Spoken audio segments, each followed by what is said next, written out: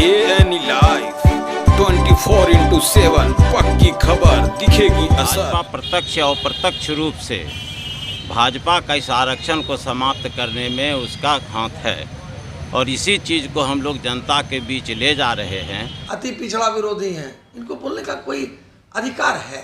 Bharatiya Janata party के साथ 17 साल थे तो उस समय उनको बीजेपी सांप्रदायिक नज़र नहीं आ रही थी।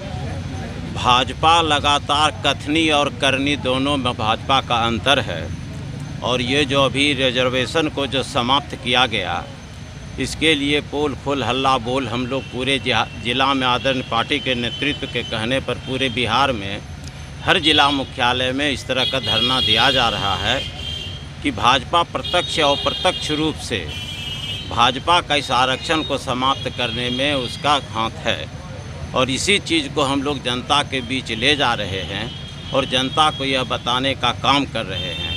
आप लोग कल्पना कीजिए, सारे मीडिया से जुड़े हुए लोग हैं कि जिस तरह हर क्षेत्र में ये निजीकरण कर रहे हैं, इसका तो देखने से स्पष्ट रूप से दिखाई पड़ता है कि निजीकरण। अच्छा, रेलवे कभी घाटा में रहा नहीं, जब रेलवे घाटा में रहा नहीं तो उसको निजीकरण करने की क्या आवश्यकता है? तो इसके पीछे स्पष्ट रूप से भाजपा का मकसद है कि रिजर्वेशन को धीरे धीरे समाप्त किया जाए।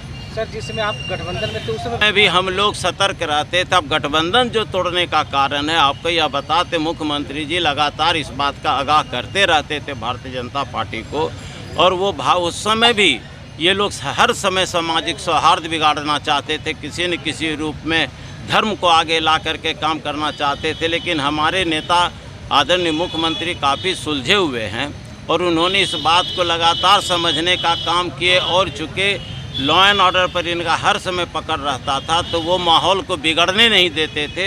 लेकिन धीरे धीरे जो देखने से स्पष्ट प्रतीत होने लगा कि भारतीय जनता पार्टी के लोग ये सुधरने वाले नहीं हैं, और इसलिए हम लोग इस चीज़ में जो रिजर्वेशन जो हम लोगों का मुख्य मकसद है कि समाज में जो दबे कुचले लोग हैं, जो पिछड़े अति पिछड़े समाज के जो लोग हैं, जिनको आदरणीय मुख्यमंत्री जी मुख्य धारा में जोड़ने का काम किए। और हमारे नेता तो आप लोग भी जानते ही हैं कि हम लोग जो अति पिछड़े समाज के लोग हैं वो गड्ढे में गिरे हुए थे। आदरणीय मुख्यमंत्री जी अति पिछड़े समाज को गड्ढे से निकाल करके सर जमीन पर खड़ा करने का काम किए। देखिए, ये महागठबंधन के लोग और जदयू के लोग जो हैं, इनको अपने गरिमा में झांक के देखना चाहिए। क्या पोल खोल करेंगे? ये तो खुद विरोधी हैं, आरक्षण विरोधी हैं, दलित विरोधी हैं, महादलित विरोधी हैं, अति पिछड़ा विरोधी हैं। इनको बोलने का कोई अधिकार है। भारतीय जनता पार्टी के साथ 17 साल थे तो उस समय उनको बीजेपी सांप्रदायिक नज़र नहीं आ रही थी। उस वक्त उनको भारतीय जनता पार्टी गलत नहीं नज़र आ रही थी। आज भारतीय जनता पार्टी उनको गलत नज़र आ रही है। ऐसे थोड़ी होता है।